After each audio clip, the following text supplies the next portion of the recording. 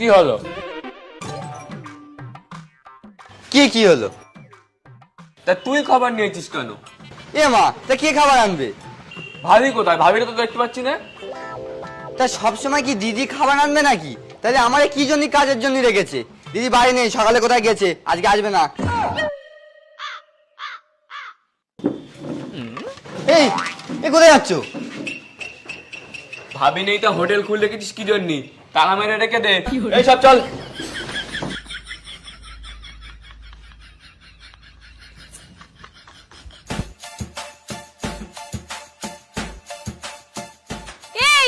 তোমরা কোথায় আছো? তোমাদের পেমেন্ট হয়ে গেছে? ভাবি তুমি কোথায় গেছিলে? তোমায় না দেখতে পেয়ে তো আমরা ভয় পেয়ে গেছিলাম। ভাবি আমাদের মন নিয়ে এরকম করে খেলা করবে না। তা ভাবির যেখানে তোমরা অতই ভালোবাসো, তা ভাবির হোটেল থেকে চলে যাচ্ছ কেন? যাবো না ভাবি, যাবো না। তুমি চলো, তুমি নরম হাতে গরম গরম ভাত বের দেবে, আমরা খাবো। চলো। অনেক বাজার করে নিয়েছে ভাবি। ভাবির হোটেলের ভাতে সেই স্বাদ।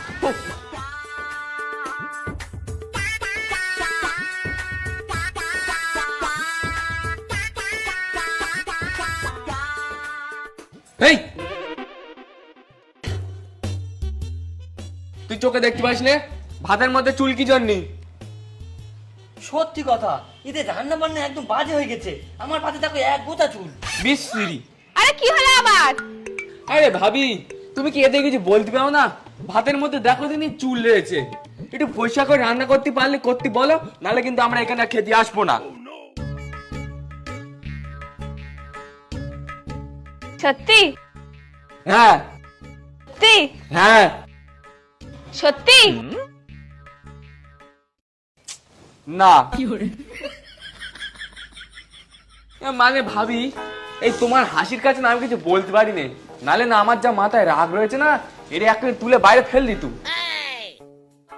আরে ওটা তো আমারই চুল। সকালবেলা শ্যাম্পু করছিলাম না, তখন মানে উড়ে এসে পড়েছে।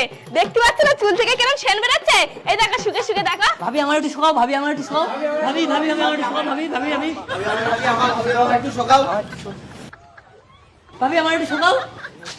ভাবি আমার শোকাতে হবে না, তোমার চুল তো, আমি ভাত দেখে নেবো।